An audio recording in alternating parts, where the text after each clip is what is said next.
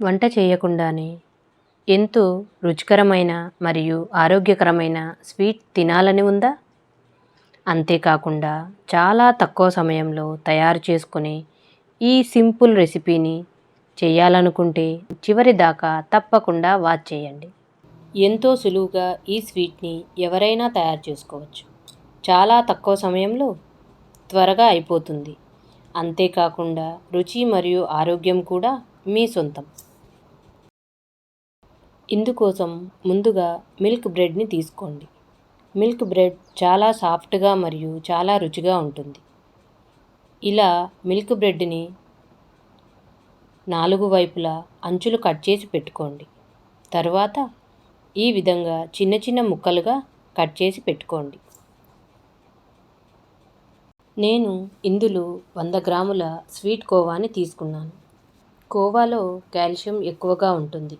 అంతేకాకుండా ఇందులో vitamin B మరియు మీకు శరీరం తొందరగా అలసిపోకుండా మీకు కావలసిన శక్తిని అందజేస్తుంది.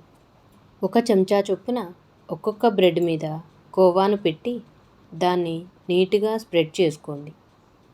ఈ విధంగా అన్ని బ్రెడ్ ముక్కలపై కోవాని ఒక లేయర్ లాగా అప్లై చేసి పెట్టుకోండి. మీరు స్వీట్ తక్కువగా తినాలనుకుంటే తక్కువగా లేదా ఎక్కువగా తినేవారైతే కోవాని ఎక్కువగానే తీసుకోవచ్చు. తరువాత కొన్ని డ్రైడ్ క్రాన్బెర్రీస్ మరియు కాజు ముక్కలను తీసుకోండి. డ్రైడ్ క్రాన్బెర్రీస్ ఆరోగ్యానికి ఎంతో మేలు చేస్తాయి. ఇందులో కొలెస్ట్రాల్ ఉండదు మరియు ఫ్యాట్ కూడా ఉండదు. అంతేకాకుండా ఇవి డైజెషన్ని ఇంప్రూవ్ చేస్తాయి. ఇవి మీకు వెయిట్ లాస్కి కూడా బాగా పనికి వస్తాయి.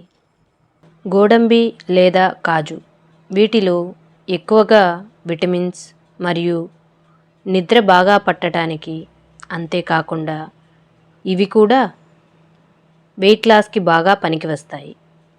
ఎముకలు మరియు గుండె బలంగా ఉండటానికి మరియు ఆరోగ్యంగా ఉండటానికి ఇవి ఎంతో పనికి వస్తాయి.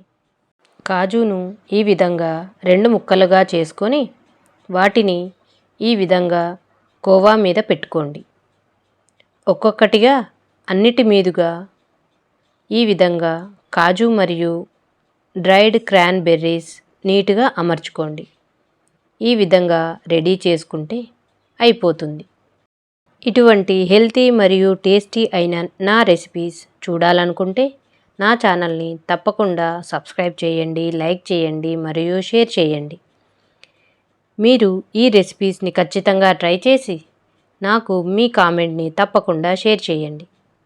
ఇంకా ఏవైనా కొత్త రెసిపీస్ గురించి తెలుసుకోవాలని ఉంటే సలహాలు సూచనలను తెలుపగలరు.